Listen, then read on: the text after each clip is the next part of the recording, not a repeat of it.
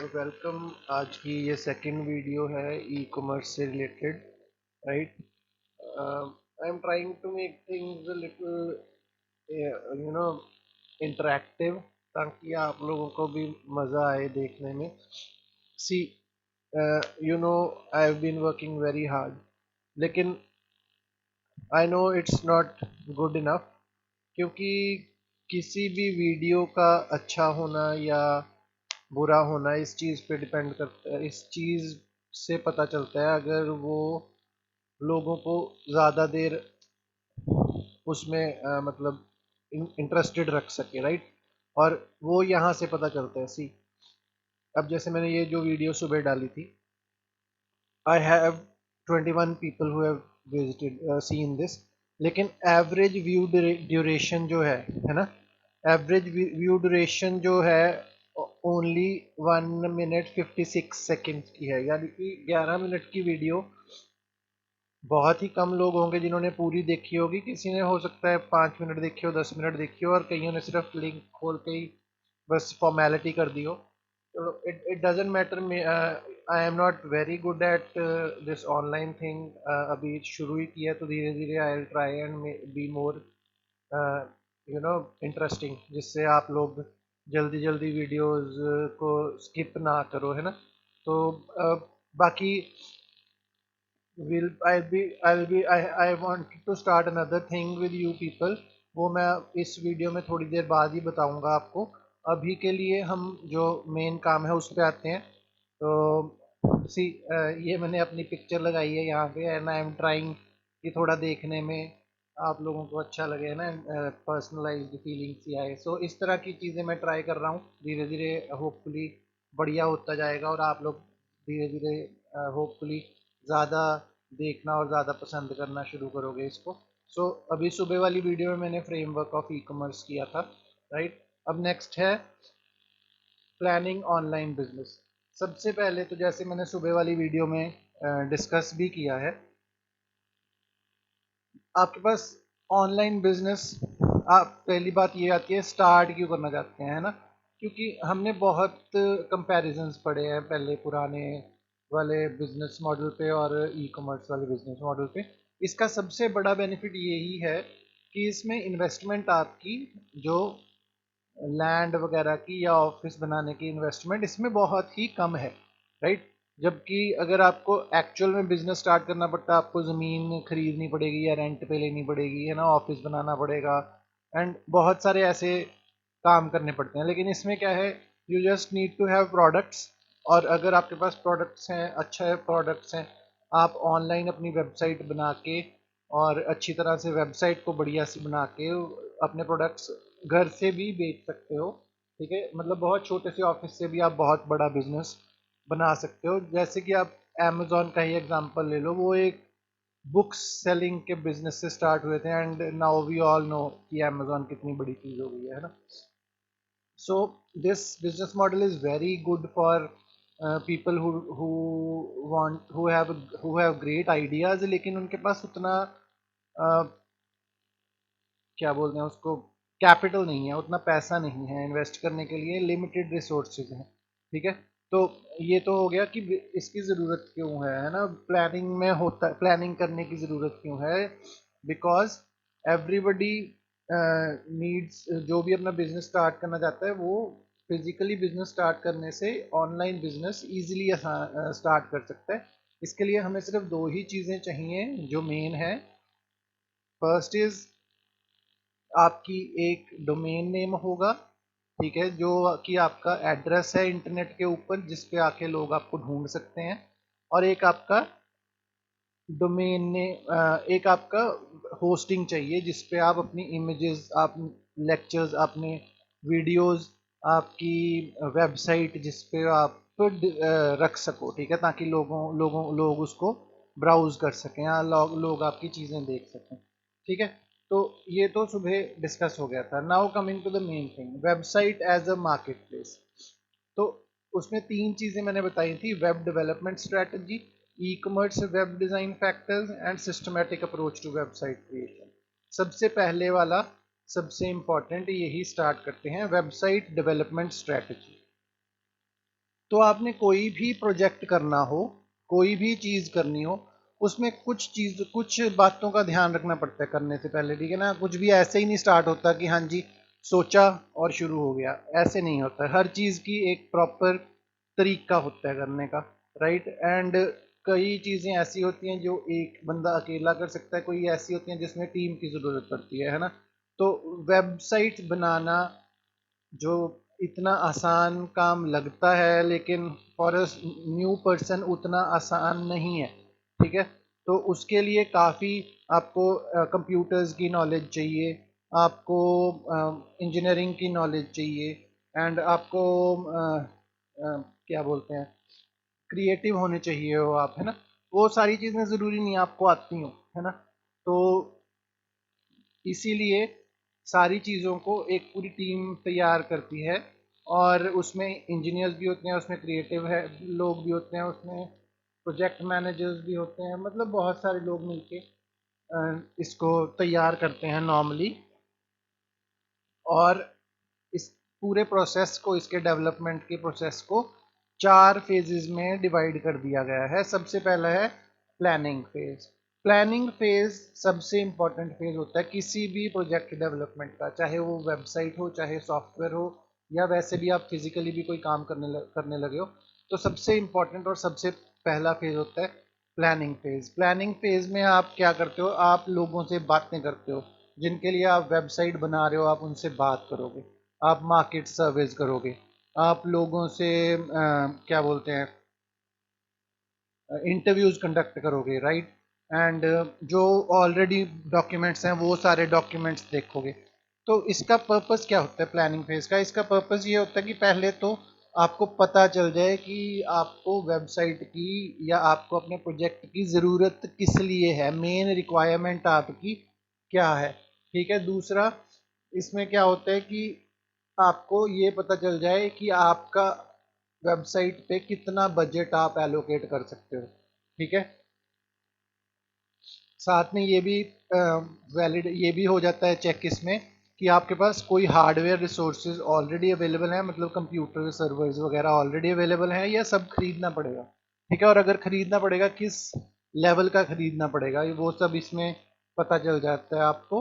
And last but not the least, इसमें आपको ये भी पता चल जाता है कि आपके प्रोस्पेक्टिव जो हैं क्लाइंट्स किस तरह के लोग हैं, ठीक है। मार्केट रिसर्च इसमें आपकी पूरी हो जाती है, और कौन कौन आपके कंपटीटर्स हैं, किस लेवल का आपको काम करना है, क्योंकि अगर आपके कंपटीटर्स हाई लेवल का काम कर रहे हैं तो आपको भी उसके कंपैरिजन में कोई चीज़ लॉन्च करनी पड़ेगी। ऐसा नहीं हो सकता कि आप फ्लिपकार्ट के कंपैरिजन में खड़े हो रहे हो और आप दो प्रोडक्ट्स की कोई वेबसाइट बना दोगे, दैट वुड नॉट डू, है ना। तो मतलब आपको अपने कंपटीटर्स को भी स्टडी करना पड़ता है। ये सारी चीज़ें जो हैं आपकी प्लानिंग फेज में आती हैं। Second is your architecture phase. Planning में आपको सब कुछ पता चल गया कि आपको क्या क्या चाहिए, क्यों चाहिए, एंड कितना खर्चा हो सकता है आपका, या कितना खर्चा करने के लिए आपकी कंपनी तैयार है, वो सब आपको पता चल गया। नेक्स्ट आ जाता है आर्किटेक्चर फेज। आर्किटेक्चर फेज में हम एक रफ मॉडल्स बनाते हैं हर चीज़ के, ठीक है, कि क्या क्या काम होगा वेबसाइट पे, उस पर किस किस तरह का काम होगा, और किस तरह वर्क फ्लो करेगा उसमें, ठीक है। एंड दिखने में थोड़े से स्ट्रक्चरल कंपोनेंट्स उसके डिज़ाइन होते हैं, राइट। एंड बिजनेस गोल्स किस तरह उन स्ट्रक्चरल कंपोनेंट्स के अकॉर्डिंग हम अचीव करेंगे, वो सारी जो डिज़ाइनिंग, वो सारी जो आर्किटेक्चर डिज़ाइन बनाने का काम है, वो हमारा आर्किटेक्चरल फेज में होता है, ठीक है। कि लेआउट्स कैसे दिखेंगे, एंड फ्रंट एंड कौन सा होगा, बैक एंड कौन सा होगा। फ्रंट एंड मतलब यू ऑल अंडरस्टैंड ना, फ्रंट एंड मतलब दिखने में जो चीज़ आपको दिख रही है जिससे यूज़र इंटरेक्ट करेगा, और बैक एंड जहाँ पे सारी प्रोसेसिंग होगी और जो सारा कुछ सेव करेगा वो कैसा होगा, right. Next is development phase. आपने सारा स्ट्रक्चर रफ डिज़ाइन कर लिया, रफ वेबसाइट भी आपने मे बी डिज़ाइन कर ली, ठीक है ना। उसके बाद उसको फाइनल पेजेस वगैरह बनाने, ठीक है, एंड उसको वेबसाइट को इम्प्लीमेंट करना, और उसको सारा कुछ उसके टेस्टिंग करके देखना, उसकी वेरिफिकेशन करना कि जो जो लिंक्स आपने डाले हैं वो सारे सही चल रहे हैं, फंक्शनैलिटी प्रॉपर हो रही है कि नहीं हो रही, राइट। ये सारी चीज़ें जो हैं आपका डेवलपमेंट फेज में आ जाता है, right, this one. Then the last phase is the launch phase. ये जो लॉन्च फेज है ये सबसे इम्पोर्टेंट फेज है। आपने डेवलपमेंट वगैरह सब कुछ कर ली, उसके बाद आपको अपनी वेबसाइट, आपने जो डोमेन नेम और होस्टिंग खरीदी है वहाँ पे लॉन्च करनी है, ठीक है। आप उसको लॉन्च करोगे, उसमें थोड़ी बहुत जो मॉडिफिकेशंस और करनी पड़ेंगी वो करोगे, है ना। और उसको एक बारी फाइनली टेस्ट करोगे, और फिर अलग अलग ब्राउज़र्स में, जैसे कोई गूगल क्रोम यूज़ करता है, कोई मोज़िला यूज़ करता है, कोई कोई इंटरनेट एक्सप्लोरर यूज़ करता है, आप चला के देखोगे सबके ऊपर कि आपकी वेबसाइट प्रॉपर चल रही है कि नहीं, जैसी आप चाहते हो वैसी, ताकि बाद में यूज़र को कोई प्रॉब्लम ना आए। और आप देखो इसमें मतलब ये सारे फेजेस हैं जिनके अकॉर्डिंग सारी वेबसाइट की डेवलपमेंट स्टार्ट की जाती है, ठीक है। प्लानिंग होती है पहले कि क्या क्या चाहिए, क्यों चाहिए, एंड फिर उसके बाद आर्किटेक्चर होता है जिसमें देखा जाता है कि कौन सी चीज़ कैसे अचीव करी जाएगी। फिर डेवलपमेंट होता है कि उसमें कौन से, किस तरह से दिखने में आएगा, किस तरह से वो चीज़ें इम्प्लीमेंट होंगी, किस तरह से मतलब यूज़र के लिए हम सब कुछ आसान बनाएंगे। उसके बाद किस तरह मतलब सब कुछ सही चल रहा है कि नहीं चल रहा, वो सारी टेस्टिंग होगी। And last is launch phase, जब आप फाइनल टेस्टिंग करके वेबसाइट को चलाते हो, ताकि चेक करते हो कि बाकी दुनिया में सारे अलग अलग तरह के सॉफ्टवेयर और एक्सप्लोरर्स वगैरह के कंपैटिबल हो, ठीक है। ये तो है आपके वेब डेवलपमेंट स्ट्रेटजी, ठीक है। बिफोर मूविंग फर्दर, अगले दो ये ई कॉमर्स, वेब डिज़ाइन फैक्टर्स और सिस्टमेटिक अप्रोच, मैं एक छोटा सा मैंने एक काम किया है एंड आई वुड लाइक कि आप लोग उसमें पार्टिसिपेट करो, ठीक है। आप लोगों के लिए ही बनाया है, ठीक है। Just let me show you. ये मेरी सेंटर की वेबसाइट है, द गाइडर्स एजे, ये, ठीक है। मैं चाहूँगा कि आप सब इस पे जाओ, राइट। इसमें जाके यहाँ पे लॉगिन है, पहले तो आप लॉगिन कर लो, राइट। इसमें अपना यूज़र आईडी क्रिएट कर लो। लॉगिन करने के बाद आप ब्लॉग में जाओ, ठीक है। जब आप ब्लॉग में जाओगे, आप सबको पता है आजकल हम फ्री बैठे हैं घर पे, एंड पता नहीं कितना यूटिलाइज हो रहा है हमारा काम, कितना हम नहीं कर रहे, बट मतलब कि मैं आप लोगों से इंटरेक्ट करना मुझे बहुत अच्छा लगता है ना। तो मैं आपसे क्लास में भी आपसे सजेशंस मांगता रहता हूँ कि किस तरह मैं क्या चीज़ इंप्रूव करूँ क्या नहीं। तो मैंने सोचा कि वो ना फ्री बैठे हुए एक इंटरेक्टिव चीज़ बनाई जाए। तो मैंने ये फर्स्ट वाला ब्लॉग लिया, ये तो पहले से ही बना हुआ था, ये अभी कुछ नहीं है, ये बनाया है मैंने ब्लॉग। इस पे मैंने कुछ काम दिया है जो मैं चाहता हूँ कि आप करो, ठीक है। अगर करोगे तो मुझे अच्छा लगेगा। आप ये लॉगिन करने के बाद आप ये पढ़ो, और इसमें जैसे ये मैंने पिक्चर कल ली थी मेरे टेरेस पे, ठीक है ना। मतलब मैं चाहता हूँ कि आप भी अपने कमेंट्स वगैरह दो कि आपको क्या लगता है कि क्या होना चाहिए क्या नहीं होना चाहिए, ठीक है। तो मतलब मैं इसको पढ़ के आप देखो, और मैं आप सबके बात सुनना चाहूँगा। तो प्लीज़ इस पे आज ही लॉगिन करो और देखो, और मुझे बताओ कि आप, बेसिकली ये मैंने इसलिए बनाया क्योंकि हम सब फ्री बैठे हैं। तो मैं चाहता हूँ कि देखना चाहता हूँ कि हम लोग घर पे बैठे कर क्या रहे हैं, हम टाइम यूटिलाइज कर रहे हैं, टाइम वेस्ट कर रहे हैं, ठीक है। आई एम मैं जैसे मेरे मेरे लिए तो बहुत इंटरेस्टिंग हो रखा है ये, कि मैं वीडियो बनानी सीख रहा हूँ ऑनलाइन और पोस्ट करनी, उसको कैसे ज़्यादा इंटरेक्टिव बनाऊँ ताकि आप लोग, है ना, उस पर ज़्यादा देर उसको सुनो और उसको पसंद करो। लेकिन मैं आपसे भी जानना चाहता हूँ कि आप लोग आजकल क्या कर रहे हो। तो ये मैंने ब्लॉग बनाया है, इसके ऊपर आप अपने कमेंट्स डालिए, एंड मुझे बताइए कि आपको कैसे कैसे क्या क्या अच्छा लग रहा है इसमें, ठीक है। तो नेक्स्ट आगे आते हैं हम, back to our presentation, just a second.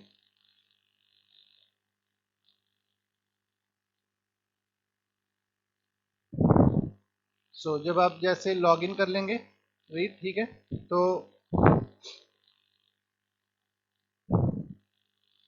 आप इस पे अपने कमेंट दे सकते हो, ठीक है। यहाँ पे आप अपना कमेंट दोगे, कमेंट में आप पिक्चर भी कोई दिखाना चाहते हो अपनी, वो लगा सकते हो। आप अपना आपने क्या टारगेट सेट किया है इन दिनों के लिए, वो चीज़ आपने यहाँ पे एक्सप्लेन करनी है। I hope this task is clear, और बहुत मज़ा आएगा, सब करेंगे, है ना। तो नेक्स्ट जो है हमारा topic, that is e commerce website factors. Factors क्या है जिनको ध्यान में रखना पड़ता है जब आप वेबसाइट बनाते हो, वेबसाइट डिज़ाइन करते हो, उसमें सबसे पहले आता है कि एफिशिएंसी।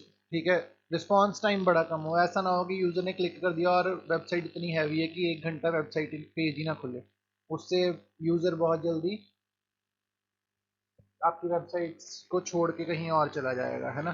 तो जल्दी चलना चाहिए, यूज़र फ्रेंडली होना चाहिए। ऐसे नहीं है कि यूज़र ढूंढने कुछ आया और उसको वो तो मिल ही नहीं रहा और ही अलग अलग पेजेस खुलते जा रहे हैं, वो भी नहीं होना चाहिए, राइट। फिर नेविगेशन, एक जगह से दूसरी जगह जाना आसान हो, राइट। इंटरेक्टिव होना चाहिए, यूज़र को लगना चाहिए कि हाँ कोई बैठा उसकी बात सुन रहा है, मतलब इंटरेक्टिव होना चाहिए, है ना। तो उसके बाद यूज़र्स के लिए अलग अलग अट्रैक्टिव चीज़ें लगानी चाहिए, एंड उसकी फंक्शनैलिटी प्रॉपर सही तरह से काम करनी चाहिए, सिक्योरिटी होनी चाहिए, राइट, रिलायबल होनी चाहिए। फिर उसके बाद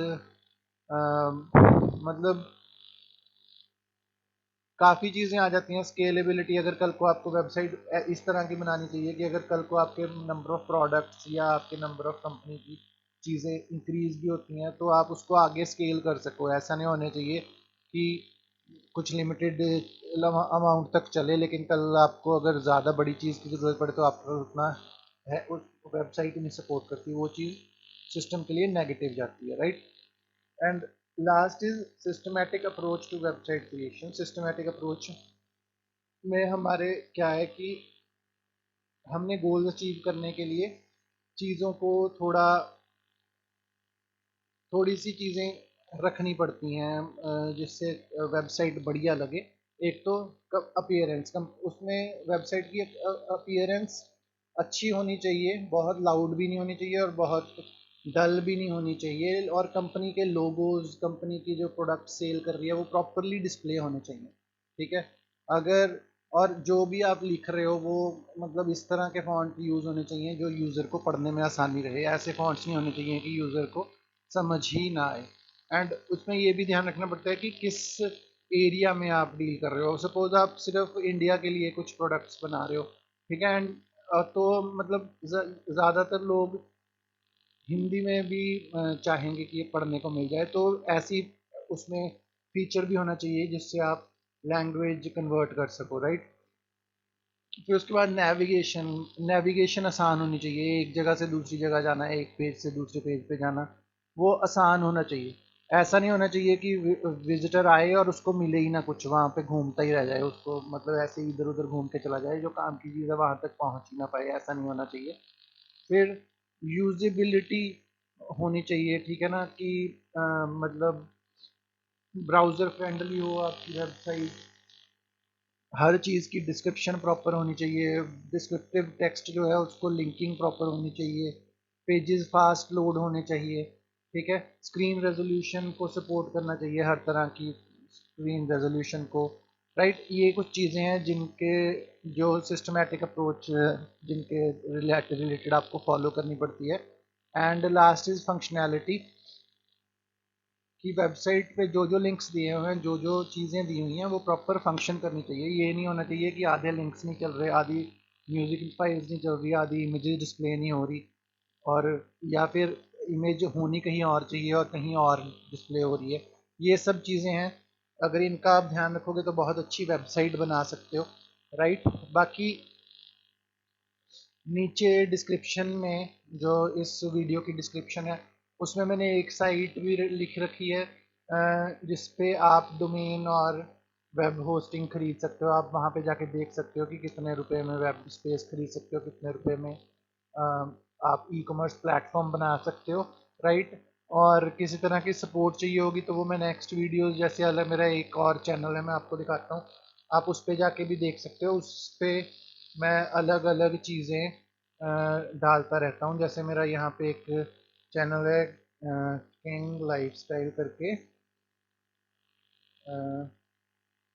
तो जो ये इसमें दिखाई यूट्यूब पे जाने दो मुझे, just a second.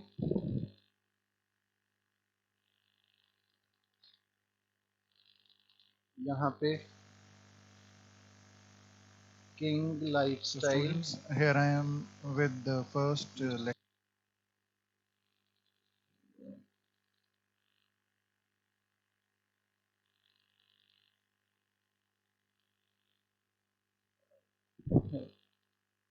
If you go to the YouTube, तो यहाँ पे किंग लाइफस्टाइल करके मैंने चैनल बनाया है, जिस पे अभी मैं थोड़ी सी वीडियोस मैंने डालनी स्टार्ट की हैं। So students, तो here इस I पे am. मैं वीडियोस डालूंगा जिसमें आपको सीखने को मिलेगा कि आप कैसे एक अच्छी वेबसाइट बना सकते हो, कैसे क्या क्या फीचर्स यूज कर सकते हो वेबसाइट के अंदर। तो आप जाइए और इसको भी सब्सक्राइब करिए और इसके वीडियोस देखिए। आपको वो जो चीज़ हम थोरेटिकली सुन रहे हैं वो चीज़ करने में भी ये वाला जो मेरा चैनल है ये आपको हेल्प करेगा। ठीक है। आई होप कि मैंने जो ये वीडियो बनाई आपको पसंद आई होगी। एंड प्लीज़ लास्ट में एक बारी मैं फिर से कहना चाहूँगा, जैसे कि मैं क्लास में भी कहता हूँ कि मैं भी एक ह्यूमन बीइंग हूँ, मुझसे भी गलती हो सकती है। ठीक है। जैसे कि कल वाली वीडियो मेरे से इतनी अच्छी नहीं बनी थी, तो मैं चाहता हूँ कि मेरी अगर कोई वीडियो आपको नहीं पसंद आई या उस उसमें आपको कोई कमी नज़र आई है, तो प्लीज़ मुझे वीडियो के कमेंट्स में बताएं या मुझे पर्सनली मैसेज करके बताएं, ताकि मैं उसको इम्प्रूव करके डाल सकूं। राइट। या कोई चीज़ आप ऐसी चाहते हो कि मैं कवर करूं, कि मैं उसको और अच्छी तरह कवर करूं, तो आप मुझे वो भी ज़रूर बताइएगा। ठीक है।